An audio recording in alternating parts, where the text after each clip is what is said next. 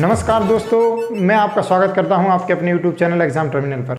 दोस्तों, अर्थव्यवस्था में हमने अभी तक देखा है कि अर्थव्यवस्था कितने प्रकार की होती है और भारतीय अर्थव्यवस्था का स्वरूप क्या है। दोस्तों, आज अर्थव्यवस्था का एक महत्वपूर्ण टॉपिक कवर करेंगे जिसका नाम है बेरोजगारी यानी अनएम्प्लॉयमेंट।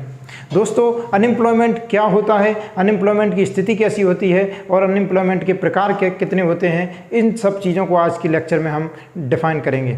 तो दोस्तों, शुरुआत करते हैं। अनएम्प्लॉयमेंट यानी बेरोजगारी होती क्या है। दोस्तों, बेरोजगारी वह स्थिति है जब श्रम शक्ति प्रचलित दरों पर कार्य करने के लिए तैयार होती है लेकिन उसको कार्य नहीं मिलता। तो दोस्तों, सबसे पहले हम समझते हैं कि जो श्रम शक्ति होती है यानी वर्क फोर्स होती है वह क्या होती है। तो दोस्तों, वर्क फोर्स में 15 से 59 साल के वो व्यक्ति आते हैं जो फिजिकली फिट होते हैं। फिजिकली फिट का अर्थात जो उत्पादन में अपनी क्षमता का उपयोग कर सकते हैं, जिनके पास ऐसी योग्यता होती है कि जो उत्पादन कर सकें। तो अर्थात श्रम शक्ति वह होती है जिसमें 15 से 59 साल के ऐसे व्यक्ति शामिल होते हैं जो कि अपनी योग्यता व क्षमता के आधार पर उत्पादन कर सकें, उसको श्रम शक्ति कहा जाता है। तो जब श्रम शक्ति प्रचलित दरों पर कार्य करने के लिए तैयार होती है, उसको कार्य नहीं उपलब्ध होता, उस स्थिति को बेरोजगारी कहा जाता है जो कि अर्थव्यवस्था में उत्पन्न होती रहती है। तो दोस्तों, श्रम शक्ति आपने देखा 15 से 59 है। तो दोस्तों, इसमें 15 साल क्यों लिया? क्योंकि 0 से 14 साल के जो बच्चे कार्य करते हैं उनको बाल श्रम या बाल श्रमिक कहा जाता है। तो दोस्तों, यहीं आपको एक चीज़ याद रखनी है कि बाल श्रम निषेध दिवस कब मनाया जाता है। तो दोस्तों, विश्व बाल श्रम निषेध दिवस 12 जून को मनाया जाता है। इसके साथ साथ आप डे भी या करंट की चीज़ें भी याद करते रहें तो आपके लिए फ़ायदेमंद होगा।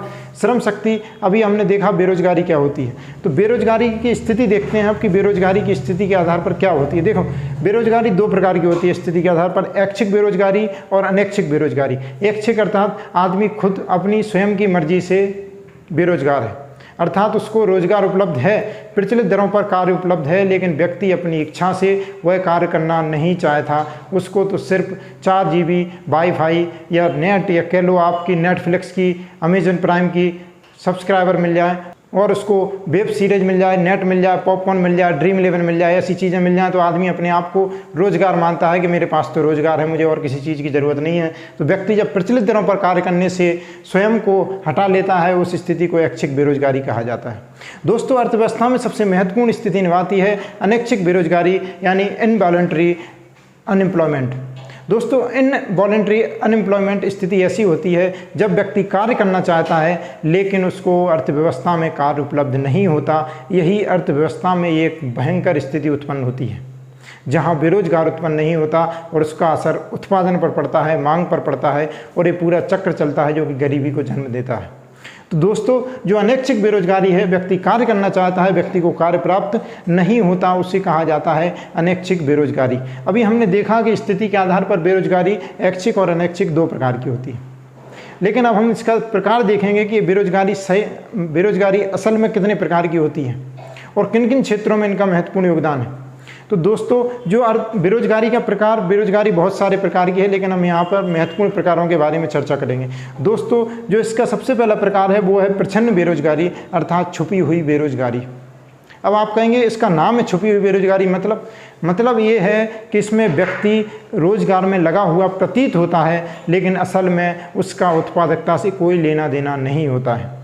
इसको आप दूसरी डेफिनेशन में कह सकते हैं कि जब व्यक्ति रोजगार में लगा हुआ प्रतीत होता है लेकिन सीमांत उत्पादकता शून्य हो जाती है, उस स्थिति को प्रच्छन्न बेरोजगारी कहा जाता है। इसको हम एक एग्जाम्पल के माध्यम से समझते हैं। दोस्तों, हमने सबसे पहले इधर लिखा उत्पादन में व्यक्ति कितने लगे हैं, उत्पादन में लगे लोग या उत्पादन में लगे व्यक्ति, और इधर दूसरे पोर्शन में मैं लिखूंगा उत्पादित या प्रोडक्ट यूनिट या इकाइयाँ, उत्पादित इकाइयाँ इधर लिख देते हैं। तो उत्पादित इकाई, व्यक्ति जब उत्पादन में एक व्यक्ति लगा था, उत्पादित इकाइयाँ थी 10, 2 व्यक्ति लगे, उत्पादित इकाइयाँ हुई 18, 3 व्यक्ति लगे, उत्पादित इकाइयाँ हुई 24, 4 व्यक्ति लगे, उत्पादित इकाइयाँ हुई 30 और 5 व्यक्ति हुए जब उत्पादित इकाइयाँ 30 की 30 रह गईं। तो दोस्तों, ये स्थिति ऐसी है जिसमें आप देख सकते हैं कि 4 व्यक्ति हैं, उत्पादित इकाइयाँ 30 हैं और 5 व्यक्ति हैं, उनकी भी उत्पादित इकाइयाँ 30 है। अर्थात एक व्यक्ति जो एक्स्ट्रा कार्य कर रहा है उसका उत्पादकता पर कोई असर नहीं है और जो एक्स्ट्रा उत्पादन हुआ है वो शून्य हुआ है। तो दोस्तों प्रचंड बेरोजगारी में ऐसा प्रतीत होता है कि व्यक्ति रोजगार में लगा है, लेकिन असल में उत्पादन पर उसका कोई भी फर्क नहीं पड़ता। दोस्तों भारत एक कृषि प्रधान अर्थव्यवस्था है। कृषि भारत की अर्थव्यवस्था की मुख्य आधार है। तो भारत में जो कृषि क्षेत्र में बेरोजगारी पाई जाती है वह छुपी हुई या प्रचंड बेरोजगारी पाई जाती है। क्योंकि हम देखें तो अभी भी गांव में यही प्रथा है कि जो हमारा वंश आगे बढ़ता है या जो भी हमारे पुत्र हैं, बेटे हैं, वो भी खेती कर रहे हैं। तो अब एक व्यक्ति अकेला करता था, उसके 4 पुत्र हैं, वो 4 पुत्र उस ज़मीन पर खेती करते हैं। तो अब उस ज़मीन पर खेती करेंगे। जब एक व्यक्ति कर लेता था उस पर 4 लगे हैं, 4 व्यक्ति लगे हैं, अपने को दिख रहा है कि 4 व्यक्ति खेती कर रहे हैं। अगर उनमें से एक व्यक्ति नहीं भी करेगा तो भी 3 व्यक्ति उस पर खेती कर सकते हैं। तो इस प्रकार की स्थिति अर्थव्यवस्था में बहुत ज़्यादा दिक्कत, बहुत ज़्यादा समस्या खड़ी कर देती है, क्योंकि उत्पादन तो उतना ही होना है और व्यक्तियों में जब व्यक्ति ज़्यादा हो जाएंगे, उत्पादन कम होगा, तो फिर पर व्यक्ति इनकम भी कम होती चली जाएगी। यह स्थिति बहुत दिक्कत देती है। यदि आपसे पूछा जाए कि भारत में कृषि कार्य या कृषि क्षेत्र में कौन सी बेरोजगारी व्याप्त है, तो उसका नाम होगा प्रचंड बेरोजगारी, यानी छुपी हुई बेरोजगारी। दोस्तों दूसरा जो प्रकार है वो संरचनात्मक बेरोजगारी का है। संरचनात्मक बेरोजगारी अर्थव्यवस्था में वह बेरोजगारी है जो तकनीक के आधार पर कर्मचारियों को कंपनी से निकाल देती है।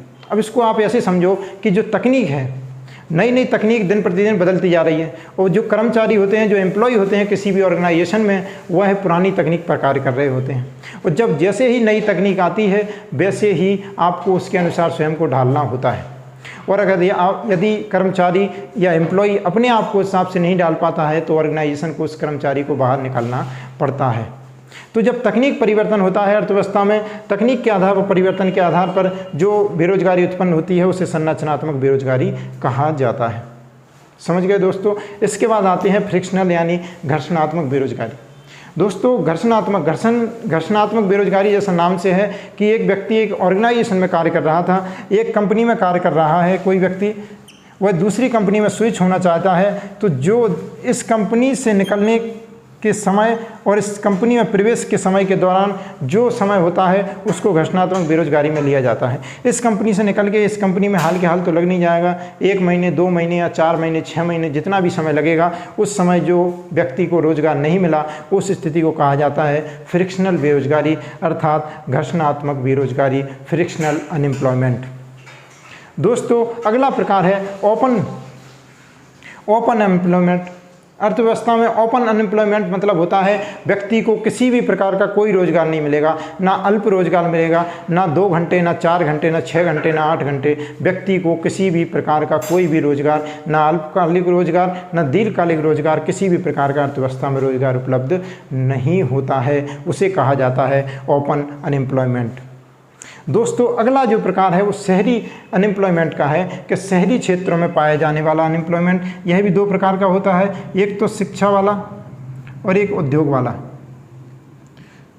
दोस्तों शिक्षित बेरोजगारी, देखो अर्बन जो शहरी क्षेत्र होते हैं उसमें शिक्षा का स्तर बड़ा होता है, क्योंकि हर व्यक्ति अपने बच्चों को अच्छे से अच्छे स्कूल में पढ़ाना चाहता है। लेकिन जब हम देखेंगे कि हर व्यक्ति शिक्षा ग्रहण कर लेगा लेकिन उसको रोजगार उपलब्ध नहीं होगा, तो शहरी जो बेरोजगारी है उसमें एक प्रकार क्या है, शिक्षित बेरोजगारी का, कि व्यक्ति शिक्षा प्राप्त करने के बाद भी बेरोजगार रह जाता है। यह बहुत बड़ी हमारे शिक्षा की विडंबना है कि व्यक्ति शिक्षा प्राप्त करने के बाद भी बेरोजगार हो जाता है।